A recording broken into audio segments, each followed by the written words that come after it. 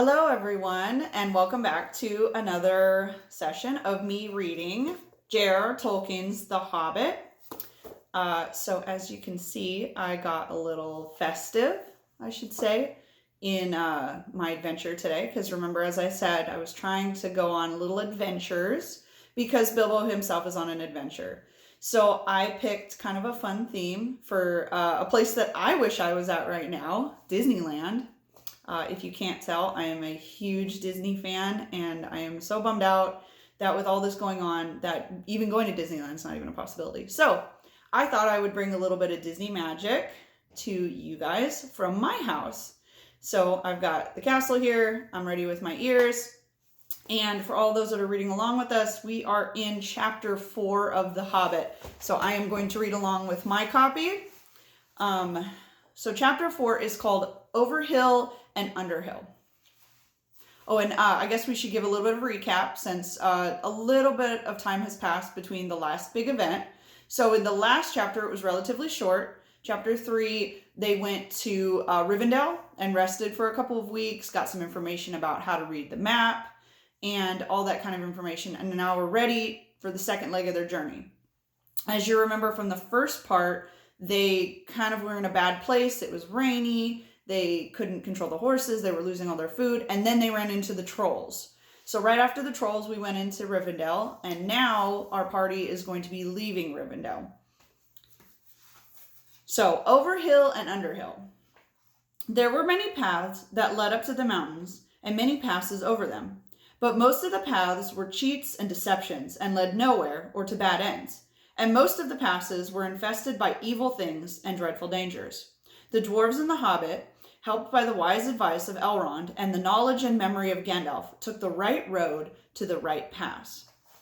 Long days after they had climbed out of the valley and left the last homely house miles behind, they were still going up and up and up. It was a hard path, and a dangerous path, and a crooked way, and a lonely and long way. Now they could look back over the lands they had left, laid out far below them.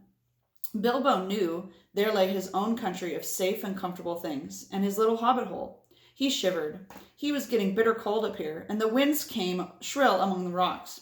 Boulders, too. At times they had come galloping down the mountainside, let loose by the midday sun upon the snow, and passed among them, which was very lucky, or over their heads, which was very alarming. The nights were comfortless and chill, and they did not dare to sing or talk too loud, for the echoes were uncanny. And the silence seemed to dislike being broken, except for the noise of water and the wail of the wind and the crack of the stone.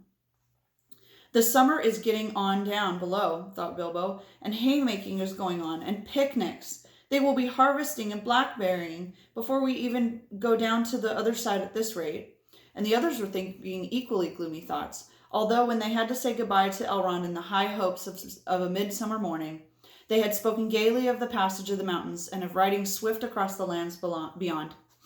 They had thought of coming to the secret door in the lonely mountain, perhaps the very next last moon of autumn, and perhaps it'll be Durin's day, they had said. Only Gandalf had shaken his head and said nothing. Dwarves had not passed that way for many years, but Gandalf had, and he knew how evil and dangerous it had grown and thriven in the wild, since the dragon had driven men from the lands, and the goblins had spread in the secret after the battle of the mines of Moria. Even the good plans of wise wizards like Gandalf and the good friends of Elrond go astray sometimes when you are off on a dangerous adventure over the edge of the wild, and Gandalf was a wise enough wizard to know it. He knew that something unexpected had happened, and he hardly had dared to hope that they would pass without fearful adventure over all those tall mountains and lonely peaks and valleys where no king ruled. They did not. All was well until one day they met a thunderstorm. More than a thunderstorm, a thunder battle. You know how terrific a really big thunderstorm can be down in the land and in the river valley, especially at times when two great thunderstorms meet and clash. More terrible are thunder and lightning in the mountains at night, where storms come up from the east and the west and make war. The lightning splinters on the peaks, the rocks shiver, and the great crashes split the air and go rolling and tumbling into every cave and hollow. And the darkness is filled with an overwhelming noise and sudden light. Bilbo had never seen or imagined anything of the kind. They were high up on a narrow place, with a dreadful fall into a dim valley on one side. There they were sheltered underneath a hanging rock for the night, and he lay beneath a blanket and shook from head to toe. When he peeped out at the lightning flashes, he saw that across the valley the stone giants were out, and were hurling rocks at each other for a game, and catching them and tossing them down into the darkness, where they smashed among the trees far below, or splintered into little bits with a bang. Then came a wind, and a rain, and a wind whipped over the rain, and the hail about in every direction, so that the overhanging rock was no protection at all. Soon they were getting drenched, and their ponies were standing with their heads down and their tails between their legs. Some of them were whinnying with fright. They could hear the giants squawking and shouting over the mountains. "This won't do at all," said Thorin. "If we don't get blown off or drowned or struck by lightning, we shall be picked up by some giant and kicked sky high for a football." "Well, now if you know anywhere better, take us there," said Gandalf, who was feeling very grumpy and was far from happy about the giants himself. The end of their argument, they had sent Fili and Kili to look for better shelter. They had very sharp eyes, being the youngest dwarves by about some 50 years. They usually got these sort of jobs when everybody could see that it was absolutely no use sending Bilbo. There is nothing like looking if you want to find something, or so Thorin had said to the young dwarves. You certainly usually find something if you look, but it is not always quite something that you were after, so it proved so on this occasion. Soon Fili and Kili came crawling back, holding to rocks in the wind. "We have found a dry cave," they said, "not far around the corner, and the ponies could all get inside." "Have you thoroughly explored it?" said the wizard, who knew that caves in the mountains were seldom unoccupied. Yes, they said, though everybody knew that they had not been gone long. They had come back far too quickly. "It isn't all that big, and it doesn't go far back."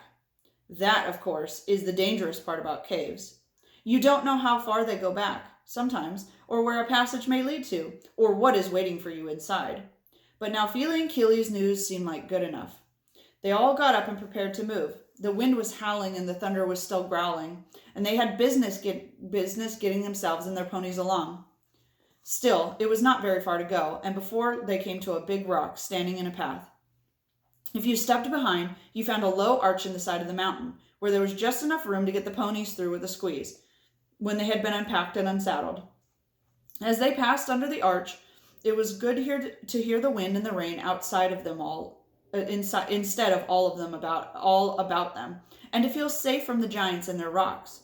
But the wizard was taking no risks. He lit up his wand, as he did that day in Bilbo's dining room that seemed so long ago, if you remember, and by its light they explored the cave from end to end. It seemed quite a fair size, but not too large or mysterious. It had a dry floor and some comfortable nooks. At one end there was a room for the ponies, and there they stood, glad mighty of the change, steaming and champing their nose bags. Oin and Gloin wanted to light a fire at the door to dry out their clothes, but Gandalf would not hear it. So they spread out their wet things on the floor and got dry ones out of their bundles, and they made their blankets comfortable and got out their pipes and blew smoke rings, which Gandalf turned into different colors and set dancing upon the roof to amuse them. They talked and forgot about the storm and discussed what each of them would do with their share of the treasure when they got it, which at the moment did not seem so impossible. And so they dropped off to sleep one by one, and that was the last time they used the ponies, packages, bags, tools, and paraphernalia they had brought with them. It turned out a good thing for them that night that they had brought little Bilbo along with them after all, for somehow he could not go to sleep for a very long while. And when he did sleep, he had very nasty dreams. He dreamed that a crack in the wall opened at the back of the cave and got bigger and bigger, and opened wider and wider, and he was very afraid, would not call out or anything, but to lie and look. Then he dreamed that the floor of the cave was giving way, and he was slipping, beginning to fall down, down into God knows where. And at that he woke up with a horrible start and found the part of his dream that was true. A crack had opened in the back of the cave, and was already a wide passage. He was just in time to see the very last of the ponies' tails disappear into it. Of course he gave a very, very loud as loud as a yell Hobbit can give, which is surprising for their size. Out jumped the goblins. Big goblins, great ugly-looking goblins, lots of goblins. Before you could say rocks and blocks, there were 6 to each dwarf, at least, and 2 even for Bilbo. and they were all grabbed and carried through the crack before you could say tinder and flint. But not Gandalf. Bilbo's yell had done that good. It had wakened him up a wide splintered second, and when the goblins came to grab him, there was a terrific flash like lightning in the cave, a smell of gunpowder, and several of them fell dead. The crack closed with a snap, and Bilbo and the dwarves were on the wrong side of it. Where was Gandalf? Of that, neither they or the goblins had any idea, and the goblins did not wait to find out. They seized Bilbo and the dwarves and hurried them along. It was deep, deep dark, such as only the goblins had taken to living in the heart of the mountains can see through. The passages they crossed all tangled in all directions, but the goblins knew their way, as well as you and I know the nearest post office. And the way went down and down, most horribly stuffy. The goblins were very rough, and pinched unmercifully, and chuckled and laughed in their horrible stony voices. And Bilbo was more unhappy than when the troll had picked him up by his toes. He wished again and again for his nice bright hobbit hole. Again, not for the last time. Now there came a glimmer of red light before them. The goblins began to sing, or croak, keeping in time with the flap of their feet on the stone and the shaking of their prisoners. Clap, snap, the black crack, grip, grab, pinch, nab, and down to go to Goblin Town. You go, my lad. Clash, crash, crunch, smash, hammer and tongs, knocker and gongs, pound, pound for underground. Ho, ho, my lad. Swish, smack, whip, crack, batter and beat, yammer and bleat. Work, work, no dare to shirk. The goblin quaff and the goblins laugh. Round, round, far underground, below, my lad. I wanted to show you a picture from this book. I didn't bring it with me, but here is a picture of the mountains that they're going through right now. And this is actually a picture that was from the first edition American printing of the Silmarillion, which is another book that Gerald Tolkien wrote that sets place at the beginning of Middle-earth. So Gerald Tolkien wrote quite a few books. There's obviously Lord of the Rings, and then The Hobbit, which is the prequel, but he did write the Silmarillion, which was the beginning of Middle-earth, how it became to be. It takes place a long time before. And so the next video I do, I'll show you my copy. I left it in the other room, and I don't want to get it. But there's a little bit of fun tidbit for you. So, it sounded truly terrifying. The walls echoed to the clap, snap, and the crunch, smash, and the ugly laughter of their ho-ho, my lad. The general meaning of the song was only too plain, for now the goblins took out whips and whipped them with a swish, smack, and set them running as fast as they could in front of them. And more than one dwarf were already yammering and bleating like anything when they stumbled into a big cavern. It was lit by a great fire in the middle, and by torches along the wall, and it was full of goblins. They all laughed and stamped and clapped their hands, and when the dwarves, poor little Bilbo at the back and nearest to the whips, came running in, while the goblin drivers whooped and cracked their whips behind. The ponies were already huddled in the corner, and there were all their bags and packages lying broken open, being rummaged by the goblins, and smelt by the goblins, and fingered by the goblins, and quarreled over by the goblins. I am afraid that was the last time they ever saw those excellent little ponies, including a jolly sturdy little white fellow that Elrond had lent to Gandalf, since his horse was not suitable for mountain paths. For goblins eat horses and ponies and donkeys, and much other dreadful things. And they are always hungry. For now the prisoners were thinking of only themselves. The goblins chained their hands behind their backs and linked them together in a line, dragged them to the end of the cavern, where little Bilbo was tugging at the end of the row. There in the shadows, on a large flat stone, sat a tremendous goblin with a huge head, and armed goblins were standing round him carrying axes, and the bent sword they used to make it. Now goblins are cruel, wicked, and bad-hearted. They make no beautiful things, but they make many clever ones. They can tunnel and mine as well as any, and they're the most skilled dwarves, when they take their trouble, they are usually untidy and dirty. Hammers and axes, swords, daggers, pickaxes, tongs, and also instruments of torture they make very well, or get people to make to their design, prisoners and slaves that have to work until they die for want of air and light. It is not unlikely that they could invent some of these machines that had troubled the world, especially the ingenious devices for killing large numbers of people at once, for wheels and engines and explosions always delight them, and also not working with their hands more than they could help.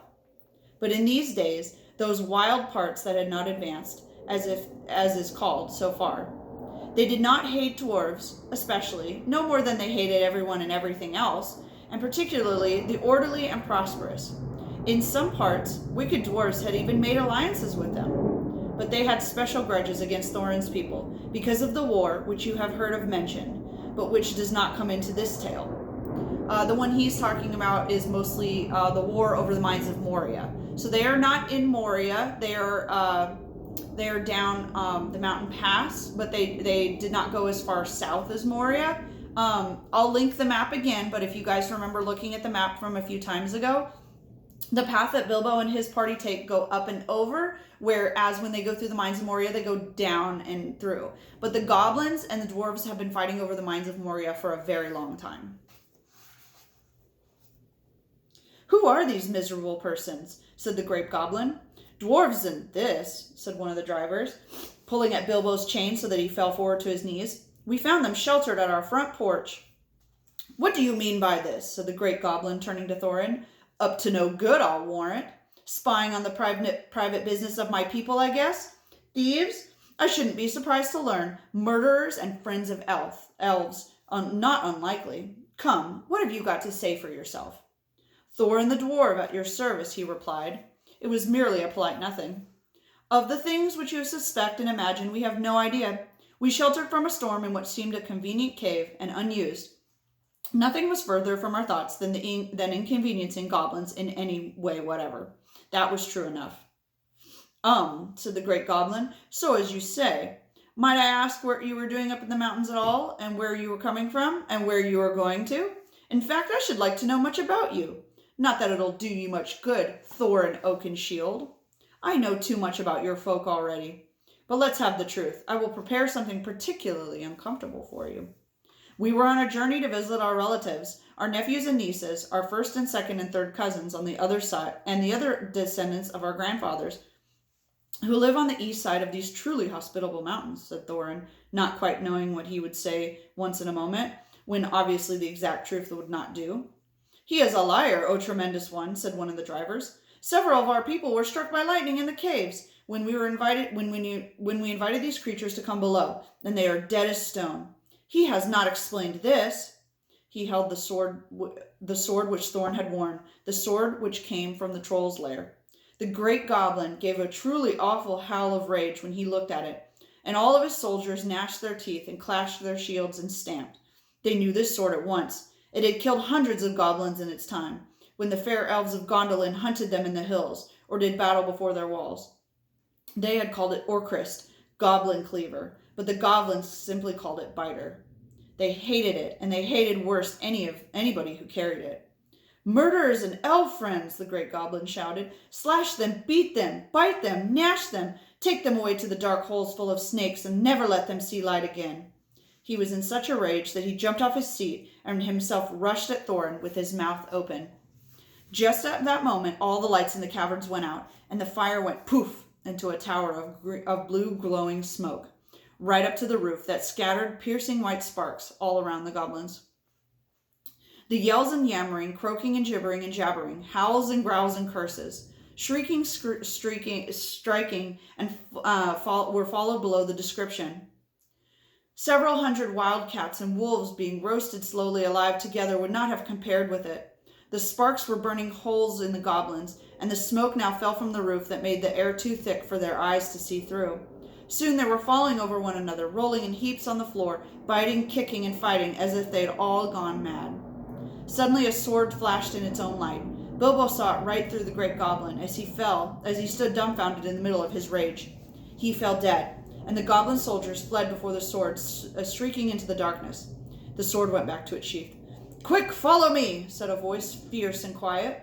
Before Bilbo could understand what was happening, he was trotting along again, as fast as he could trot, at the end of the line, down more dark passages, with the yells of the goblin halls growing fainter behind him.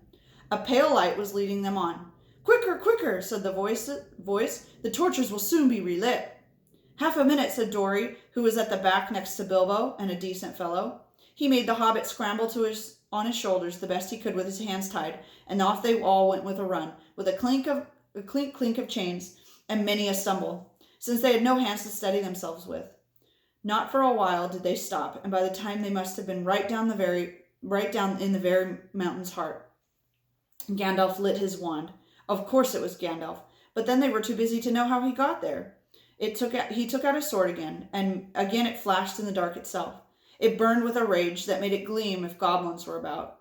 Now it was a bright blue flame, for delight in killing of these great lords of the cavern. It made no trouble whatever of cutting through goblin chains and setting the prisoners free as quickly as possible. This sword's name was Glamdring, the foe hammer, if you remember. The goblins called it Beater, and hated it worse than Biter itself, if possible. Orcris, too, had been saved, for Gandalf had brought it along as well, snatching it from the terrified guards. Gandalf thought of most things, and though he could not do everything, he could do a great deal for friends in a tight corner. Are we all here? He said, handing the sword back to Thorin with a bow. Let me see. 1, that's Thorin. 2, 3, 4, 5, 6, 7, 8, 9, 10, 11. Where are Keely and Feely? Oh, here they are. 12, 13, and here's Mr. Baggins. 14. Well, it might be worse. And then again, it might be a good deal better. No ponies and no food and no knowing quite where we are, and hordes of angry goblins just behind us. Well, on we go. And on they went.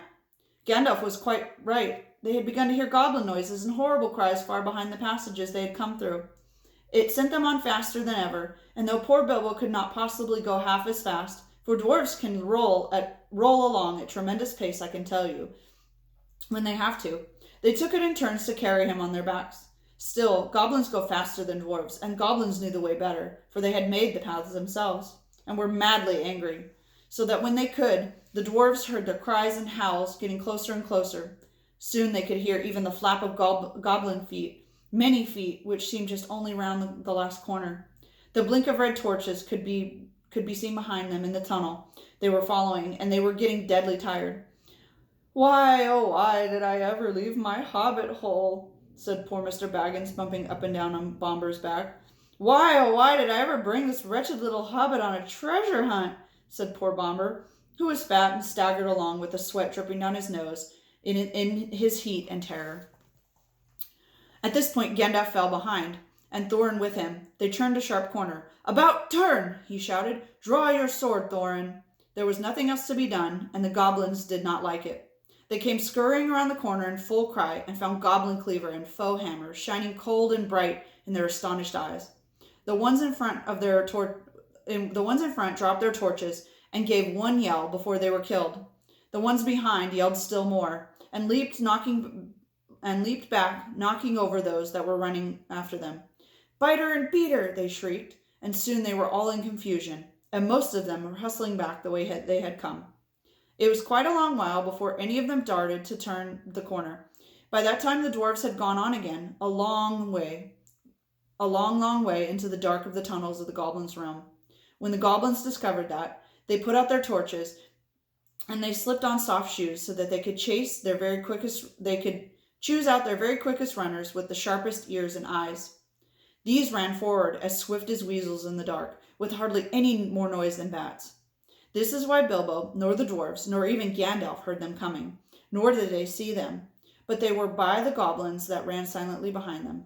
For Gandalf was letting his wand give out a faint light to help the dwarves as they went along.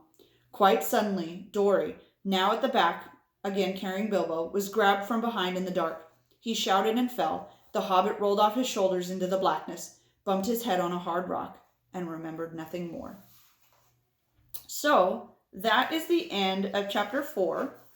I usually talk about with the movie, if anybody's seen it, you remember the big stone giants fight. You remember them being pulled down into the Goblin King's lair and them escaping. So this is the part where Bilbo falls down the hole, and we meet a very interesting and special guest next week.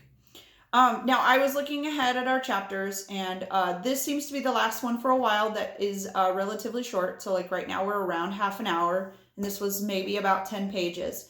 But the next few chapters all range between 20 and 30 pages. So like the first chapter, I'm kind of just going to read until I hit about half an hour, and then in the description I'll tell you where it is. But I can tell you the next chapter will probably be split into at least 2 parts. So I'll try to find a good spot because the next chapter is actually my favorite. And if you've seen the movie, you kind of know what's going on next. So thank you guys again for tuning in. I hope you guys are enjoying listening to the story. I'm very much enjoying reading this. I absolutely love this book. So this has been a real joy for me. I miss each one of you. Mrs. Whited misses you guys. We really wish that we were able to see you at the end of this school year, but we're really hoping and praying that everything kind of smooths out over the summer and we'll have a fantastic return to school in August. So I hope you guys are doing well. I hope you guys are thinking about Disneyland like I am. Let me know what kind of places that you miss going. All right. Bye, you guys.